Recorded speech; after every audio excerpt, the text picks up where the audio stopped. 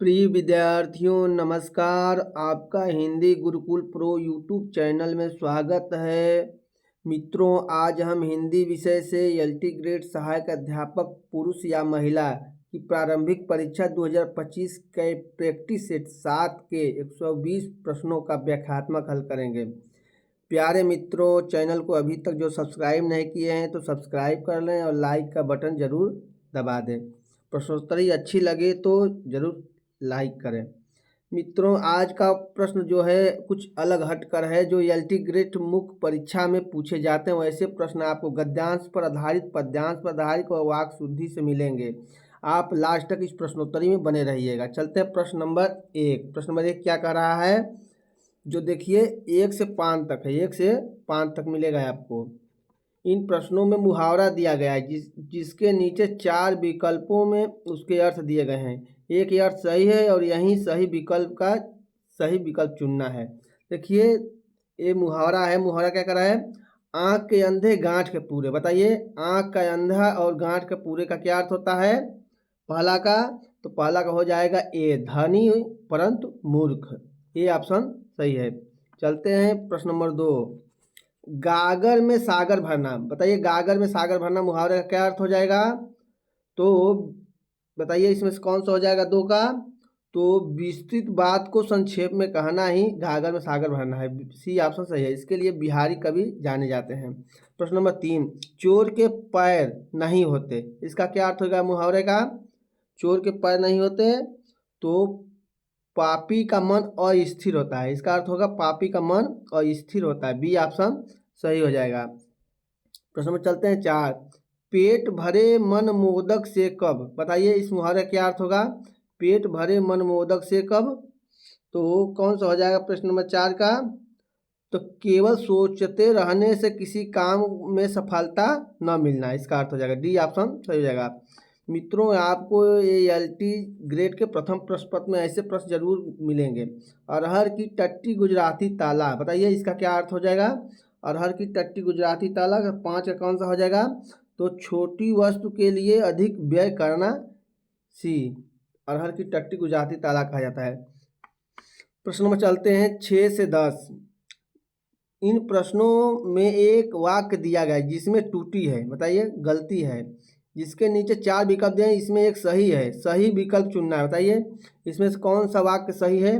जो मिठाइयाँ पसंद हो आप खा लो। बताइए इसमें से कौन सा वाक्य सही हो जाएगा। A B C D. बताइए कौन सा वाक्य सही हो जाएगा 6 का। तो जो मिठाइयाँ पसंद हो उन्हें आप खाइए रहेगा। डी ऑप्शन यही शुद्ध है। प्रश्न नंबर 7, हम बचपन में वहाँ जाता रहा। बताइए कौन सा वाक्य शुद्ध हो जाएगा। हम बचपन में वहाँ जाता रहा, कौन सा वाक्य शुद्ध हो जाएगा।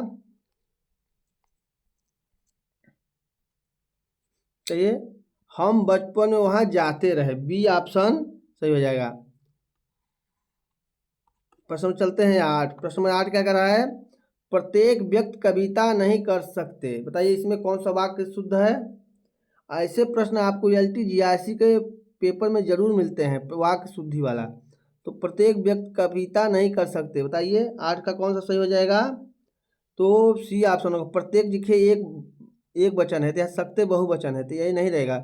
सी में रहेगा प्रत्येक व्यक्ति कविता नहीं कर सकता, यही सही हो जाएगा। C option. प्रश्न नंबर 9, हेम नरेश को पुस्तक दिया। इसमें कौन सा वाक्य शुद्ध है। बताइए 9 का। तो हो जाएगा हेम ने नरेश को पुस्तक दी। बी ऑप्शन सही हो जाएगा। प्रश्न नंबर 10, मंत्री ड्राइवर को कार चलवाता है। मित्रों, एलटी ग्रेड में ऐसे प्रश्न बहुत पूछे जाते हैं जो आप पहले से तैयारी कर लें। मंत्री ड्राइवर को कार चलवाता है। बताइए इसमें कौन वाक्य शुद्ध हो जाएगा 10 का। तो ए ऑप्शन सही हो जाएगा। मंत्री ड्राइवर से कार चलवाता है। प्रश्न में चलते हैं 11 से 15 तक मिलेंगे आपको। प्रत्येक प्रश्न में एक वाक्य दिया गया है जो 4 भागों में विभाजित है। प्रत्येक वाक्य को पढ़कर पता लगाने का प्रयास करें कि किसी भाग में भाषा, व्याकरण, वाक्य रचना और शब्दों के गलत प्रयोग और दोष है या नहीं। यदि है तो किसी एक भाग में होगा। उस भाग का उत्तर ABCD में दिया गया है, उसको विकल्प सही करना है। बताइए इसमें से बताइए। प्रश्न नंबर 11, वीर सैनिक कहते हैं, देखिए ए है, इतना ए है, कि हम विद्रोही शत्रु, इतना बी है, का नाश करेंगे, ये सी है, और कोई टूटी नहीं, डी है। बताइए ए बी सी डी में कहाँ गलती है, बताइए 11 का। देखिए जो वीर सैनिक कहते हैं कि विद्रोही और शत्रु, यहाँ दो दो दिया गया है, तो यही गलत हो जाएगा, ये विद्रोही नहीं रहेगा, तो बी ऑप्शन यहाँ गलत है। चलते हैं प्रश्न नंबर 12। प्रश्न नंबर 12 क्या कर रहा है, सच्चा मित्र। सच्चा मित्र है कि यहाँ तक ये है, जो आपत्ति के समय सहायता करे, कोई टूटी नहीं। बताइए डी, ए होगा कि बी होगा कि सी होगा, डी किसमें टूटी है बताइए। ऐसा प्रश्न एलटी ग्रेड में जरूर पूछा जाता है। देखिए मित्र जो होता है वो सच्चा कच्चा नहीं होता, यही गलती है, ये ऑप्शन सही हो जाएगा, यही गलती है। प्रश्न 13, तुम अपना कर्तव्य अच्छी तरह निभाएं, अन्यथा आपके मित्रों को हार्दिक दुख होगा, कोई त्रुटि नहीं। बताइए इसमें से कौन सा वाक्य में गलतियां हैं, ए में है कि बी में है कि सी में है कि डी में। 13 का बताइए। तो 13 का जो है, तुम जो है यहाँ गलत हो गया है, अपना कर्तव्य अच्छी तरह निभाएं अन्यथा आपके मित्रों का हार्दिक दुख होगा, ये ऑप्शन जो है गलत हो जाएगा। प्रश्न में चलते हैं 14। ऐसे प्रश्न मित्रों एलटी ग्रेड में बहुत पूछे जाते हैं, जो आपको पहले से ही तैयारी कर लेना चाहिए। हेम और नरेश बालकों को भली भांति पढ़ाते हैं, कोई टूटी नहीं। इसमें से बताइए वाक्य में क्या है। तो 14 का है इसमें, हेम और नरेश बालकों को भली भांति पढ़ाते हैं, इसमें कोई टूटी नहीं है, डी ऑप्शन सही हो जाएगा। प्रश्न नंबर चलते हैं 15। प्रातः उठना लाभदायक है, प्रातः उठना लाभदायक है और जल्दी सो जाना भी अच्छी आदत है, कोई टूटी नहीं। बताइए इसमें से कौन सा सही हो जाएगा, ए कि बी कि सी कि डी। देखिए है के बाद और नहीं लगता है, यही गलती है, बी ऑप्शन गलत है के बाद और नहीं लगता है। प्रातः उठना लाभदायक है, जल्दी सो जाना भी अच्छी आदत है, यही वाक्य रहेगा। मित्रों एलटी जीआईसी का तैयारी करते हैं तो आप जरूर इसकी तैयारी अच्छी तरह से कर लें। इन प्रश्नों में प्रत्येक में 4 शब्द दिए गए हैं, जिसमें 3 अनेकार्थक शब्द की श्रेणी में आते हैं। जो शब्द इस श्रेणी में नहीं आता है वहीं आपका उत्तर होगा। बताइए कौन इसमें अनेकार्थक शब्द नहीं है, 16 का।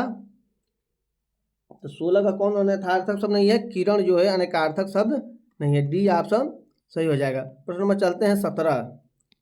प्रश्न नंबर 17 क्या कर रहा है, देखिए मधु, दूध, शहद और शराब में कौन अनेकार्थक शब्द नहीं है। बताइए 17 का कौन सा नहीं है, तो दूध जो है अनेकार्थक शब्द नहीं है, बी ऑप्शन सही हो जाएगा। प्रश्न में चलते हैं 18। इंद्र, सिंह और ब्राह्मण और सूर्य में बताइए कौन सा अनेकार्थक शब्द नहीं है। 18 का कौन सा हो जाएगा, तो ब्राह्मण जो है अनेकार्थक शब्द नहीं है, हो जाएगा 18 का कौन सा हो जाएगा, सी हो जाएगा। प्रश्न चलते हैं 19 पर। 19 पर सजा, बल, शक्ति और सेना में बताइए कौन सा अनेकार्थक शब्द नहीं है। 19 का जो सजा है अनेकार्थक शब्द नहीं है, ये ऑप्शन सही हो जाएगा। प्रश्न में चलते हैं 20। तात, पूज्य, पिता और मोती में बताइए कौन अनेकार्थक शब्द नहीं है। 20 का जो मोती है ये अनेकार्थक शब्द नहीं है, डी ऑप्शन सही हो जाएगा। मित्रों एलटी ग्रेड के प्रश्न पत्र में ऐसे ही प्रश्न पूछे जाते हैं मुख्य लिखित परीक्षा में, आप पहले से इसकी तैयारी जरूर कर लें। प्रश्न निर्देश, प्रश्न 21 से प्रश्न 25 तक इन प्रश्नों में लोकोक्तियों को सही विकल्प पूर्ण करना है। बताइए ये लोकोक्ति है, इसमें सही विकल्प चुनना है। आपको ऐसे प्रश्न जरूर हल करें जो परीक्षा में हर बार पूछे जाते हैं। घर आया, देखिए खाली स्थान भी नहीं निकाला जाता, इसमें से कौन हो जाएगा, मेहमान की, कुत्ता की, रिश्तेदार की, ब्राह्मण। ये घर आया जो होता है कुत्ता भी नहीं निकाला जाता, बी ऑप्शन सही हो जाएगा, यहाँ कुत्ता रहेगा। प्रश्न नंबर चलते हैं 22। धोए जो 100 बार तो खाली स्थान होए ना श्वेत। बताइए कौन वस्तु को जो 100 बार धोने पर भी सफ़ेद नहीं होता है, तो काजर, यहाँ सी ऑप्शन हो जाएगा, यहाँ क्या रहेगा, काजर रहेगा। धोए जो 100 बार तो काजर होए ना श्वेत, सी ऑप्शन सही हो जाएगा। मित्रों ये खाली स्थान वाला प्रश्न पूछता है एलटी ग्रेड में प्रथम परीक्षा में, आप जो अच्छी तरह तैयारी कर लें। ज्यों ज्यों भीजे, देखिए खाली स्थान, त्यों त्यों भारी हो, यहाँ पर कौन सा हो जाएगा? विकल्प ए, विकल्प बी, विकल्प सी, विकल्प डी, बताइए। तो ज्यों ज्यों भीजे कामरी, कामरी रहेगा कामरी, त्यों त्यों भारी होए, ए ऑप्शन सही हो जाएगा। प्रश्न में चलते हैं 24, खाली स्थान देखिए क्या कर रहा है, के मुंह में हाथ डालना, किसके मुंह में हाथ डालना? तो शेर के मुंह में हाथ डालना, सी हो जाएगा, यहाँ शेर हो जाएगा। प्रश्न में चलते हैं 25, दान की बछिया के नहीं देखे जाते, बताइए दान की बछिया के क्या नहीं देखे जाते? कौन सा इसमें से हो जाएगा? A, B, C, D. तो दांत नहीं देखे जाते, डी हो जाएगा, यहाँ कौन से हो जाएगा? दांत नहीं देखे जाते दान के बतिया के। प्रश्न में चलते हैं 26, किस रस का स्थायी भाव उग्रता, गर्व, हर्ष आदि है, बताइए किस रस का स्थायी भाव जो उग्रता है, गर्व है, हर्ष है? 26 का कौन सा हो जाएगा? तो बी रस का स्थायी भाव उग्रता, गर्व और हर्ष है। मित्रों ऐसी प्रश्नोत्तरी एलटी ग्रेड के प्रथम प्रश्न पत्र मुख्य लिखित परीक्षा में जरूर पूछी जाती है, आप इसको जरूर याद कर लें। देखिए दिया 27, राम है कि रूप है कि रस है कि जस है कि तन है कि मन है कि प्राण है कि प्यारी है, उपयुक्त पंक्तियों में रस है, बताइए 27 में कौन सा रस हो जाएगा? तो इसमें अद्भुत रस हो जाएगा, सी ऑप्शन सही हो जाएगा। प्रश्न नंबर 28, किस रस का संचारी उद्दीपन विभाव, बादल की घटाएं, कोयल का बोलना, बसंत ऋतु आज होते हैं? वेरी वेरी इंपॉर्टेंट है। किस रस का संचारी भाव बताइए? बादल की घटाएं, कोयल का बोलना, बसंत ऋतु होता है, तो श्रृंगार रस का था, ए ऑप्शन सही हो जाएगा। प्रश्न में चलते हैं 29, सोहन कर नवनीत लिए, घुटकन चलत रेणु तन मंडित, मुख दधि लेप किए, एक कृष्ण के बचपन के है बारे में लिखा गया, मुख दही लेप किए, कृष्ण जी चलते हैं बचपन में नवनीत लेकर के और मुख में दही लेप किए हैं, तो इसलिए ये वात्सल रस है, डी ऑप्शन सही हो जाएगा। प्रश्न चलते हैं 30, प्रश्न में 30 क्या कर रहा है?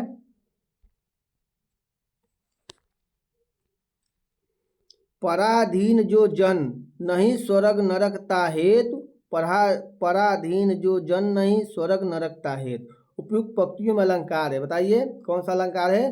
देखिए एक जो वाक्य है उसके पुनरावृत्ति हुई है, इसलिए यहाँ अनुप्रास अलंकार हो जाएगा, ए ऑप्शन का होगा। अनुप्रास के भेद में भी कौन हो जाएगा? तो लाटा अनुप्रास होता है। प्रश्न में चलते हैं 31, जहाँ शब्दों, वाक्यांशों तथा वाक्यों की आवृत्ति हो, बताइए किंतु उनका भिन्न अर्थ हो, तो वहाँ क्या कौन सा अलंकार हो जाएगा?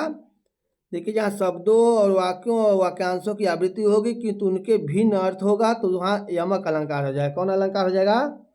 यमक अलंकार होता है, सी ऑप्शन सही हो जाएगा। मित्रों ये प्रश्नोत्तरी कैसी लग रही है आप कमेंट करके जरूर बताएं। मुख रूपी चाँद पर राहु भी धोखा खा गया, पंक्तियों में अलंकार है, बताइए 32 का कौन सा हो जाएगा? मुख रूपी चाँद पर राहु भी धोखा खा गया, 32 का कौन सा हो जाएगा बताइए? तो 32 का हो जाएगा रूपक अलंकार है, डी ऑप्शन सही हो जाएगा। प्रश्न में चलते हैं 33, जहाँ किसी वस्तु का लोक सीमा से इतना बढ़ाकर वर्णन किया जाए कि वह असंभव की सीमा तक पहुँच जाए, वह अलंकार है, बताइए इतना बढ़ाकर वर्णन करेंगे कि वह असंभव की सीमा तक पहुँच जाएगा, कौन सा अलंकार हो जाएगा? अतिशयोक्ति अलंकार होता है, ये ऑप्शन सही हो जाएगा। प्रश्न में चलते हैं 34, मात्रिक अर्धसम जाति का छंद है, बताइए इसमें कौन सा मात्रिक छंद है और अर्धसम जाति का छंद है? तो दोहा जो है अर्धसम जाति का मात्रिक छंद है, बी ऑप्शन सही हो जाएगा। प्रश्न में चलते हैं 35, प्रश्न में 35 क्या कह रहा है? चौपाई के प्रत्येक चरण में मात्राएं होती है, बताइए चौपाई के प्रत्येक चरण में कितनी मात्राएं होती हैं? तो 16 मात्राएं होती हैं, सी ऑप्शन सही हो जाएगा। प्रश्न में चलते हैं 36, प्रश्न में 36 अगर है भगवद गीता का संध विच्छेद है, बताइए सही संध विच्छेद भगवद गीता कौन सा हो जाएगा? तो सी ऑप्शन सही होगा, भगवत गीता होता है, त का द में बदल जाता है, सी ऑप्शन सही हो जाएगा, ये व्यंजन संधि है। मनोरम का संध विच्छेद है, बताइए सही मनोरम का संध विच्छेद कौन सा हो जाएगा? तो मनः प्लस रम मनोरम होता है। डी ऑप्शन सही हो जाएगा, ये विसर्ग संधि है। देखिए, बड़े बड़ाई न करे, बड़े न बोले बोल, रहीमन हीरा कब कहें, लाख टका है मोल। रहीम द्वारा लिखित पंक्तियों में बड़े शब्द का प्रयोग किस रूप में हुआ है बताइए, या बड़े शब्द का प्रयोग किस रूप में हुआ है। तो बड़े संज्ञा है, क्या है, संज्ञा है। बी ऑप्शन सही है, वेरी वेरी इंपॉर्टेंट है, इसको जरूर याद कर लें। प्रश्न चलते हैं 39। यह काम मैं आप कर लूँगा, पंक्तियों में आप है, बताइए इस पंक्ति में आपका क्या तात्पर्य है। यह काम मैं आप कर लूँगा में आपका क्या तात्पर्य है, कौन सा है 39 का बताइए। तो आपका है निजवाचक, जो स्वयं करता है वो निजवाचक होता है, सर्वनाम होता है। बी ऑप्शन सही हो जाएगा। प्रश्न नंबर चलते हैं 40।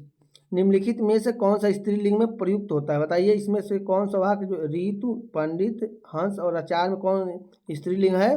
तो ऋतु स्त्रीलिंग है, ये ऑप्शन सही हो जाएगा। ऋतु आ गई। बिहारी निम्न में से किस काल के कवि हैं बताइए, बिहारी किस काल के कवि हैं। तो बिहारी जो है रीत काल के कवि हैं। इनका जन्म कब हुआ था, तो 1595 ईस्वी में हुआ था। चलते हैं प्रश्न नंबर 41। प्रश्न नंबर 41 क्या कर रहा है, 42।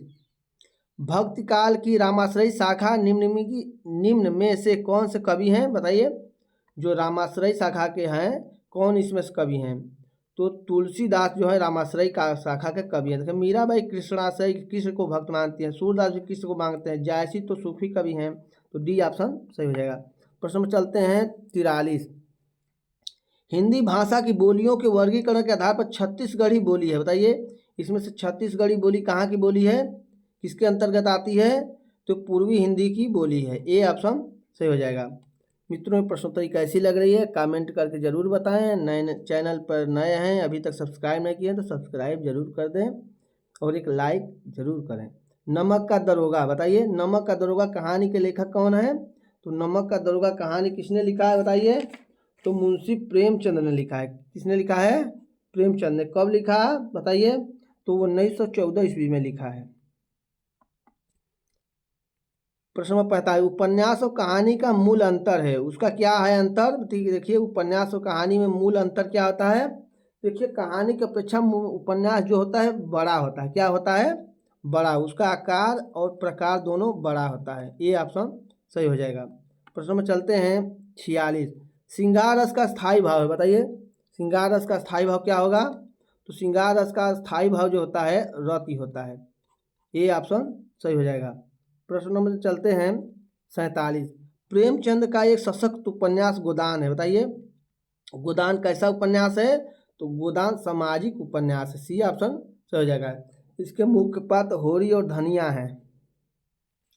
सूरदास किस काल के कवि हैं बताइए, महाकवि सूरदास किस काल के कवि हैं। तो ये भक्ति काल के अंतर्गत आते हैं। भक्ति काल में 4 धाराएं थी।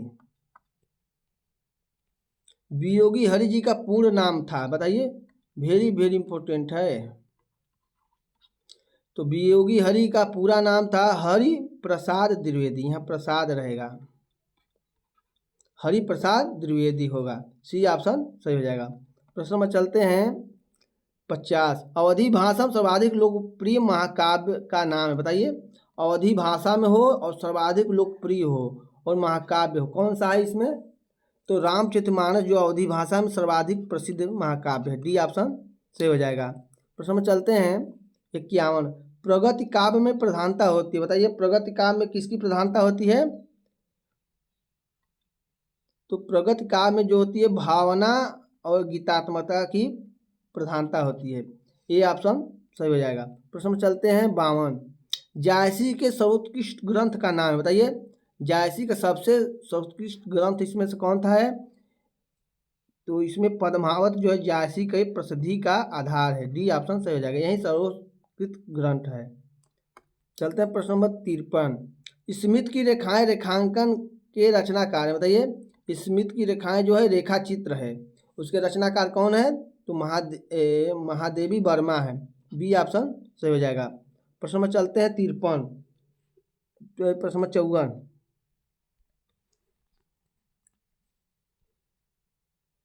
आचार्य महावीर प्रसाद द्विवेदी निम्नलिखित में से किस पत्रिका के संपादक थे बताइए, इसके संपादक थे महावीर प्रसाद द्विवेदी।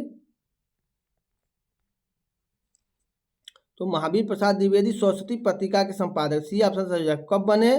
तो 1903 ईस्वी में बने। और कब तक रहे? 1920 ईस्वी तक रहे। ये बहुत पूछता है।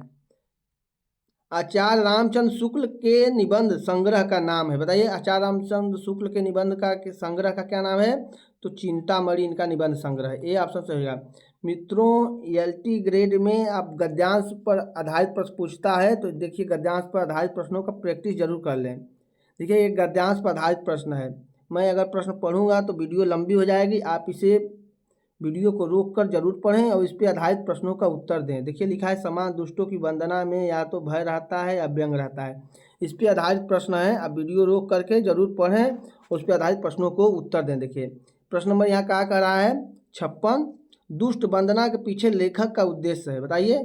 इसी गद्य को पढ़कर आपको इसमें उससे उत्तर देना है। 56 का कौन हो जाएगा? तो 56 का हो जाएगा बी, दुष्टों को थपकी देकर सुलाना। आपको एलटी ग्रेड में गद्यांश पर आधारित प्रश्न जरूर पूछे जाएंगे प्रथम पत्र मुख्य लिखित परीक्षा में। आप पहले से तैयारी जरूर कर लें, और बीपीएससी में भी पूछे जाते हैं। रामचरितमानस एक भक्ति काव्य है, इसमें दुष्ट वंदना का रहस्य है, बताइए। ये गद्यांश पढ़ के इसमें उससे उत्तर आप दें, तो इसमें कौन सा हो जाएगा? तो तुलसी की व्यापक दृष्टि हो जाएगा। ये ऑप्शन से हो जाएगा। बहुत सस्ता सरल होता है, आप इसे गद्य पे आधारित होता है, उसमें थोड़ा दिमाग लगा देंगे तो आपको आ जाता है। उपयुक्त गद्यांश का शीर्षक हो सकता है, हर एक गद्यांश का शीर्षक पूछता है। इसका शीर्षक क्या हो जाएगा? तो आप अच्छी तरीके से वीडियो रोक करके गद्यांश पढ़ें और इसका उत्तर दें। प्रश्न नंबर 58 को हो जाएगा, तुलसी का मानवीय दृष्टिकोण, यही हो जाएगा गद्य का शीर्षक, सी ऑप्शन से हो जाएगा। प्रश्न नंबर देखिए 59 क्या करा है? देवताओं, महापुरुषों, सज्जनों के साथ दुष्टों की वंदना इसलिए सार्थक कही जाएगी कि महाकवि तुलसीदास कैसे थे, बताइए। ए हो जाएगा, बी के, सी के, डी। अब गद्य पे आधारित प्रश्न है, गद्य को पढ़ कर अपने मन से ना दें, गद्य पर आधारित है। तो 59 का कौन सा हो जाएगा? 59 का सी हो जाएगा। 59 का कौन सा हो जाएगा? सी हो जाएगा। हित अहित और अपने पराये के ऊपर भावना से उठकर करते थे तुलसीदास। प्रश्न नंबर चलते हैं 60। प्रश्न नंबर 60 क्या कर रहा है? जीवन में हास्य का महत्व इसलिए है कि वह जीवन को बनाता है, बताइए क्या बनाता है? ये गद्य में पढ़ेंगे तो उसमें है कि सरस बनाता है, हास्य जो है सरस बनाता है। डी ऑप्शन सही हो जाएगा। प्रश्न नंबर चलते हैं 61। प्रश्न नंबर 61 क्या कर रहा है?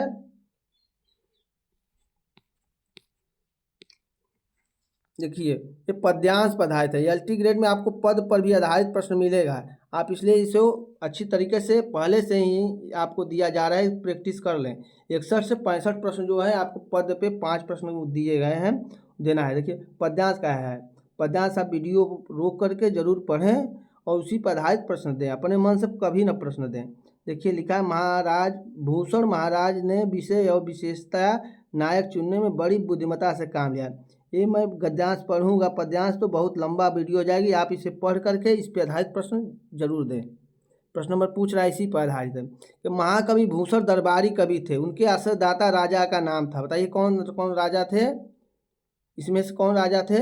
तो छत्रसाल राजा के दरबारी थे, बी ऑप्शन सही हो जाएगा। और शिवाजी के भी दरबारी रहे हैं, ए और बी हो जाएगा, दोनों इसमें ऑप्शन सही हो जाएगा।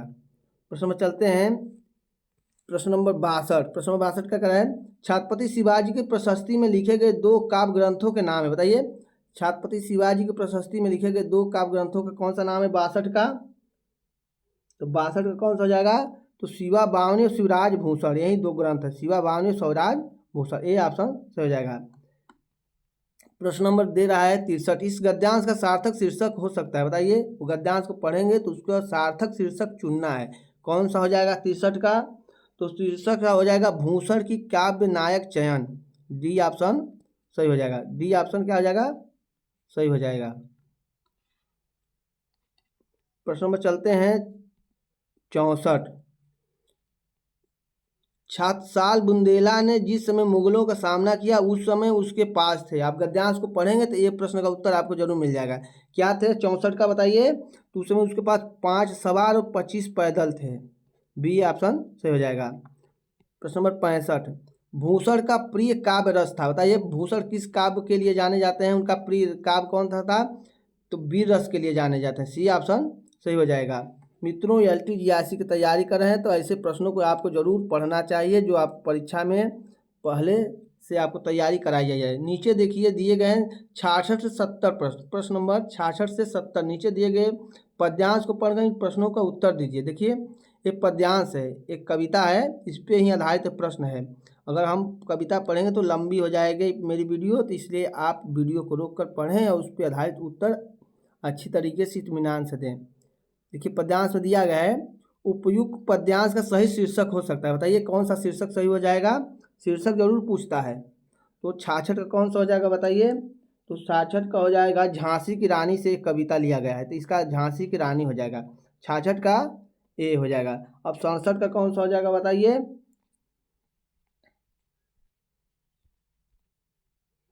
इस कविता की कवियत्री का नाम है, बताइए वो कविता कौन सी कवियत्री ने लिखा है। तो सुभद्रा कुमारी चौहान ने लिखा है झांसी की रानी कविता, बी ऑप्शन सही हो जाएगा। प्रश्न में चलते हैं 68। इस कविता में प्रयोग किया गया रस है, बताइए इस कविता में कौन सा रस प्रयोग किया गया है। तो वीर रस प्रयोग किया गया है झांसी की रानी कविता में, डी ऑप्शन सही हो जाएगा। प्रश्न चलते हैं 69। कवियत्री की अधिकांश रचनाएं हैं, बताइए जो कवियत्री ने झांसी की रानी कविता लिखी है सुभद्रा कुमारी चौहान ने, किस रस में लिखी हैं। तो देशभक्ति पूर्ण रचनाएं लिखी हैं, सी ऑप्शन सही हो जाएगा। प्रश्न में चलते हैं 70।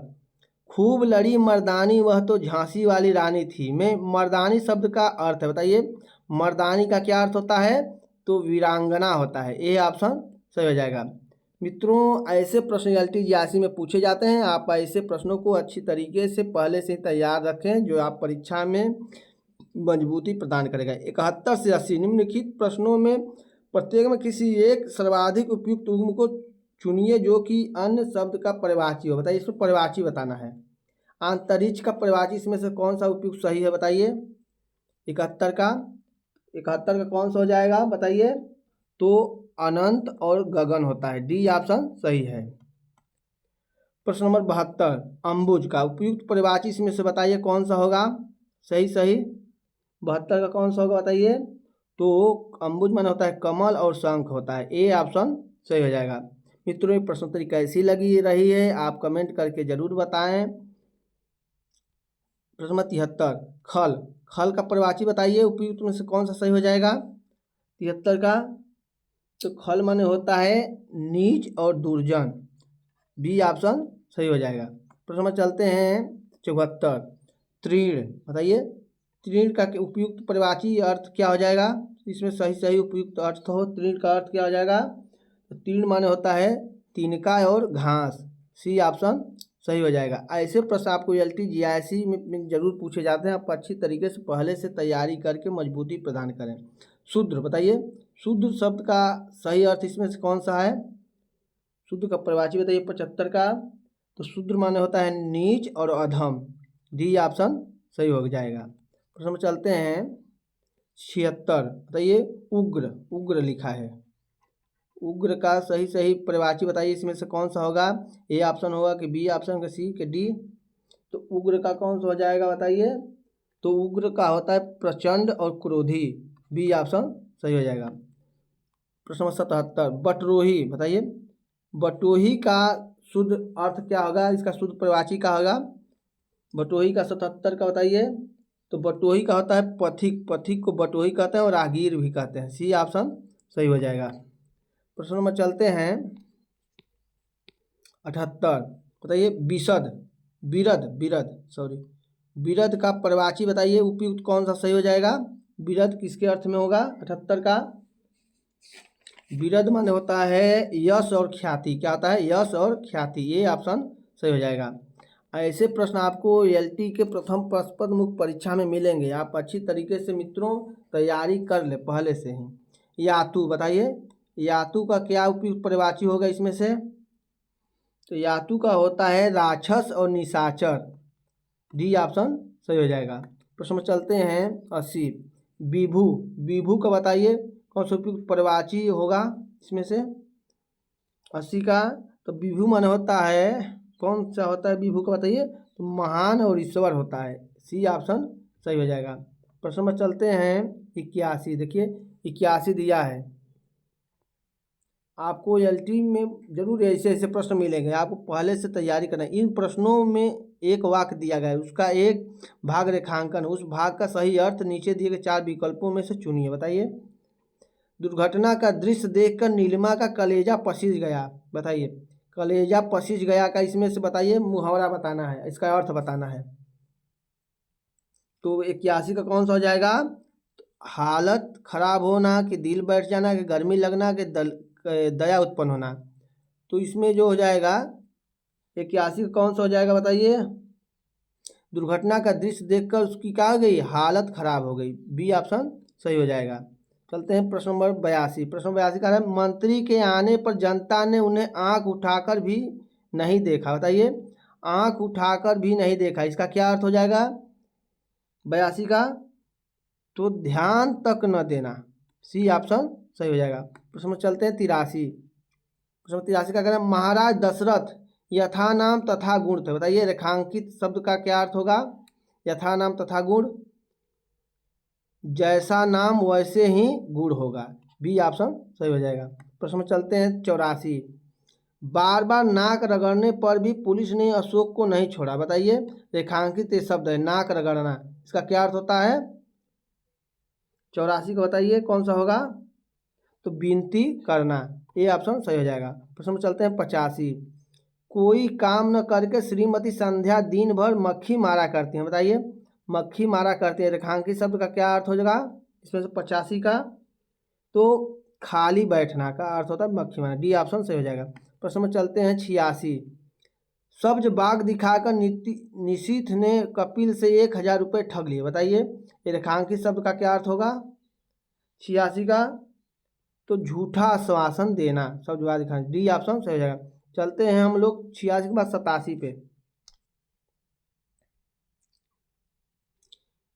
87 क्या करा? एकाएक प्रधानाचार्य को आया देखकर आपस में लड़ रहे विद्यार्थी हक्का बक्का हो गए। बताइए रेखांकित शब्द का क्या अर्थ होगा? हक्का बक्का होना का मतलब तो भयभीत होना। क्या होना? भयभीत होना। बी ऑप्शन सही हो जाएगा। प्रश्न में चलते हैं 88। मेरा इतना नुकसान हो गया और तुम्हें अटखेलियाँ सूझ रही हैं। ये रेखांकित शब्द का अर्थ क्या होगा बताइए? मुझे अटखेलियाँ सूझ रही हैं का क्या अर्थ हो जाएगा 88 का? तो ये हो जाएगा दिल लगी करना। ए ऑप्शन सही हो जाएगा। प्रश्न में चलते हैं 89। किसी अजनबी को देखकर कुत्ते आपे में नहीं रहते, भौ भौ करने लग जाते हैं। बताइए इसमें आपे में नहीं रहते का क्या अर्थ हो जाएगा 89 का? तो क्रोध में भड़क उठना। सी ऑप्शन सही हो जाएगा। मित्रों प्रश्नोत्तरी कैसी लग रही है आप कमेंट करके जरूर बताएं। चैनल पर नए हो तो सब्सक्राइब जरूर करके लाइक का बटन दबा दें। विपिन को समझाना बेकार है, वह तो अवधि खोपड़ी है। बताइए रेखांकित शब्द का क्या अर्थ होगा? अवधि खोपड़ी क्या अर्थ होगा 90 का? तो निपट मूर्ख होता है। बी ऑप्शन सही होता है। मित्रों अब एलटी जीआईसी और बीपीएससी की तैयारी करें तो ऐसे प्रश्न आपको जरूर हल करना चाहिए जो आपके आने वाले परीक्षा में मजबूती प्रदान करेगा। देखिए प्रश्न दिया 91 से 95, नीचे दिए गए पद्यांश को पढ़कर इन प्रश्नों का उत्तर दीजिए। गद्यांश पर पद्यांश पर आधारित एलटी जीआईसी में पेपर पूछे जाते हैं जो आपको परीक्षा से पहले ये रामबाण दिए जा रहे हैं जो तैयारी करके आप अच्छी तरीके। देखिए ये पद्यांश है, पद्यांश को आप रोक करके वीडियो को पढ़ करके उसका उत्तर दीजिएगा। अगर मैं पढ़ूंगा तो वीडियो लंबी हो जाएगी, इसीलिए मैं आपको कह रहा हूँ कि वीडियो को जरूर रोक कर पढ़ें। इस कविता का सार्थक शीर्षक हो सकता है। बताइए कविता का सार्थक शीर्षक क्या हो सकता है? तो दिवस का अवसान। ये ऑप्शन सही हो जाएगा। प्रश्न में चल रहे हैं, इस कविता में क्षयवादी कवि निराला ने बताइए क्या किया है? क्षयवादी कवि निराला ने आप अगर कविता पढ़ेंगे तो आपको इसका मूल भाव जरूर पता चल जाएगा। तो 92 का कौन सा हो जाएगा? तो 92 का हो जाएगा प्रकृति का मनोरम चित्रण किया है। किसका चित्र किया है? ये ऑप्शन हो जाएगा प्रकृति का मनोरम चित्रण किया है। प्रश्न में चलते हैं 93। उपयुक्त पद्यांश में प्रयोग किया गया प्रतनु अर्थ रखता है। बताइए प्रतनु का क्या अर्थ हो जाएगा? प्रतनु का क्या अर्थ हो जाएगा 93 का? प्रतनु माने होता है छीण होता है। बी ऑप्शन सही हो जाएगा। चलते हैं 94। 94 का पंडित निराला हिंदी के थे, क्या थे निराला? बताइए 94 का? 94 का बताइए क्या हो जाएगा? तो प्रख्यात तथा सर्वोत्कृष्ट क्षयवादी कवि थे। डी ऑप्शन सही हो जाएगा। प्रश्न में चलते हैं 95। उपयुक्त पद में गेय शब्द का प्रयोग अर्थ रखता है। बताइए गेय का क्या अर्थ होगा? गेय माने होता है, इसका अर्थ होता है घर। सी ऑप्शन सही हो जाएगा। मित्रों गद्यांश प्रधान पद्यांश पर आधारित आपको प्रश्न LTGIC के पेपर में जरूर मिलेंगे, आप इस पर जरूर अच्छी तरीके से पढ़कर तैयारी कर लें। प्रश्न नंबर 96 से 100 निम्नलिखित पद्यांश को पढ़कर इन प्रश्नों को उत्तर दीजिए। देखिए लिखा है, आज क्यों तेरी बीड़ा मौन, थिथिल थिथिल तन थकित हुए कर, स्पंदन भी भुला जाता डर। मैं अगर कविता पढ़ूंगा तो लंबी हो जाएगी, आप इस वीडियो को रोक करके इसको अच्छी तरीके से पढ़ करके इनके आधारित प्रश्नों को उत्तर दें। इस कविता की रचयिता है, बताइए इस कविता की रचयिता कौन है? 96 का तो सुभद्रा कुमारी चौहान है। बी ऑप्शन सही हो जाएगा। प्रश्न में चलते हैं। अरे नहीं, सुभद्रा सॉरी सुभद्रा कुमारी चौहान है, ये महादेवी वर्मा है। कौन है? महादेवी वर्मा है। प्रश्न नंबर है 97। नीरजा में उदित इस कविता का आशय है। बताइए नीरजा में उदित इस कविता का क्या आशय है? 97 का बताइए। तो दुखों से आपूरित हृदय नेत्रों के अश्रुमय होने के बावजूद बीड़ा मौन क्यों है? बी ऑप्शन सही हो जाएगा। प्रश्न में चलते हैं 98। इस कविता का उपयुक्त शीर्षक होगा। बताइए 98 का इस कविता का शीर्षक कौन सा हो जाएगा? तो डी ऑप्शन सही हो जाएगा, मौन बीड़ा का रहस्य। डी ऑप्शन सही हो जाएगा। चलते हैं प्रश्न नंबर 99। कवियत्री के बारे में यह निर्विवाद सत्य है कि वह क्या थी? 99 का बताइए। तो साधना की दूसरी मीरा थी। महादेवी वर्मा को क्या कहा जाता है? साधना की दूसरी मीरा कहा जाता है। बी ऑप्शन सही हो जाता है। प्रश्न नंबर चलते हैं 100। भाव व्यंजना की दृष्टि से यह कविता कैसी थी? बताइए 100 का कौन सा हो जाएगा? तो प्रकृति चित्रण की दृष्टि से यह बेजोड़ कविता थी। डी ऑप्शन सही हो जाएगा। मित्रों गद्यांश पद्यांश पर आधारित प्रश्न को जरूर हल करें। प्रश्न नंबर चलते हैं 101। देखिए दिया है प्रश्न नंबर 101 से 105। इन प्रश्नों में प्रत्येक प्रश्न में एक दिया गया है, शब्द दिया गया है, उसके नीचे 4 शब्द अंकित है। इनमें से एक शब्द दिए गए शब्द का समानार्थी है। समानार्थी शब्द को चुनिए। समानार्थी का अर्थ होता है पर्यायवाची होता है। कमल का पर्यायवाची बताइए, इसमें से कौन सा होगा समानार्थी? तो पारिजात होता है। ए ऑप्शन सही हो जाएगा। प्रश्न में चलते हैं 102। कलानिधि। कलानिधि बताइए किसका समानार्थी है? 102 का कौन सा हो जाएगा? तो कलानिधि का अंश होता है कलानिधि, हिमांशु होता है, चंद्रमा। बी ऑप्शन सही हो जाएगा। प्रश्न में चलते हैं 103। 103 क्या कह रहा है? तुंग। तुंग शब्द का अर्थ बताइए। तुंग माने होता है उन्नत। ए ऑप्शन सही हो जाएगा। प्रश्न नंबर चलते हैं 104।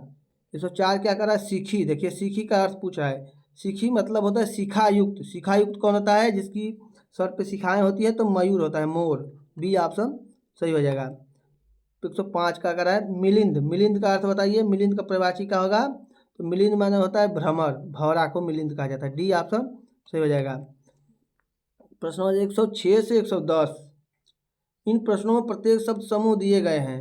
प्रत्येक शब्द समूह नीचे के दिए गए 4 विकल्प दिए हुए हैं। इनमें से एक दिए हुए शब्द समूह के लिए प्रयुक्त किया जाता है। सही विकल्प चुनिए। बताइए इसमें कौन सा सही विकल्प होगा? जिसे किसी से लगाव न हो। बताइए अनेक शब्दों के लिए एक शब्द है। जिसे किसी से लगाव न हो उसे क्या कहेंगे? उसे निर्लिप्त कहेंगे। निर्लिप्त। सी ऑप्शन सही हो जाएगा। प्रश्न में चलते हैं 117। अरे 107। 107 क्या कर रहा है? जो कुछ जानने की इच्छा रखता है। बताइए जो कुछ जानने की इच्छा रखता है उसे क्या कहते हैं? उसे जिज्ञासु कहते हैं। ए ऑप्शन सही हो जाएगा। प्रश्न नंबर चलते हैं 108। 108 क्या कर रहा है? जो बात लोगों से सुनी गई हो। बताइए जो बात लोगों से सुनी गई उसका एक अर्थ क्या होगा? तो उसे लोकोक्ति कहेंगे कि स्तुति कहेंगे कि सर्वप्रिय कहेंगे, किदवंती कहेंगे? तो किदवंती कहते हैं। डी ऑप्शन सही हो जाएगा। मित्रों ऐसे प्रश्न जरूर LT ग्रेड में आते हैं, आप अच्छी तरीके से पहले से तैयारी कर लें। 109। सबके समान अधिकार पर विश्वास। बताइए सबके समान अधिकार पर विश्वास कौन करता है? तो समाजवाद करता है। बी ऑप्शन सही हो जाएगा। मित्रों चैनल पर अभी तक सब्सक्राइब नहीं किए हैं तो सब्सक्राइब का बटन दबा दें और लाइक करना ना भूलें, और कमेंट करके बताएं कि आज के प्रश्नोत्तरी के जो अलग तरीके से प्रश्न पूछे जाते कैसे थे। रजोगुण वाला, बताइए रजोगुण वाला के लिए एक शब्द क्या होगा? तो रजोगुण वाला के लिए होता है राजसिक। का आता है? राजसिक। बी ऑप्शन सही हो जाएगा। प्रश्न नंबर 111 से 115 नीचे दिए गए पद्यांश को पढ़कर उत्तर दीजिए। देखिए ये पद्यांश पर आधारित आ गया, गद्यांश पर आधारित प्रश्न है। गद्यांश को पढ़कर ही उत्तर देना है, आप अपने मन से उत्तर ना दें, गद्यांश को पढ़ें। देखिए गद्यांश क्या कर रहा है कि मैं गद्यांश पढ़ूंगा तो बहुत वीडियो बड़ी हो जाएगी, इसलिए आप इसे पढ़कर इस पे ही आधारित प्रश्न जो पूछे जाते हैं बहुत सरल होते हैं। आप अगर मन में अच्छी तरह बैठा लेंगे तो अब बहुत आसान होता है। आप इसको वीडियो रोक कर पढ़ें। देखिए प्रश्न नंबर क्या कर रहा है, इसी पर आधारित है।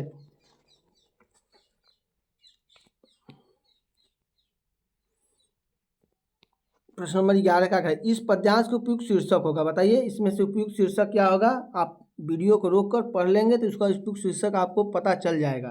तो 111 का कौन सा हो जाएगा बताइए? तो सच्ची वीरता है, जो सच्ची वीरता है यही उपयुक्त शीर्षक है। बी ऑप्शन सही हो जाएगा। प्रश्न में चलते हैं 112, वीरता का संदेश क्या है? आप पद्यांश को पढ़कर उसमें उत्तर दें, गद्यांश को पढ़कर। तो वीरता का संदेश क्या है इसमें से 112 का कौन सा हो जाएगा? तो इसका उद्देश्य के लिए सच्चाई पर चट्टान की तरह अटल होना, यह वीरता का उद्देश्य है।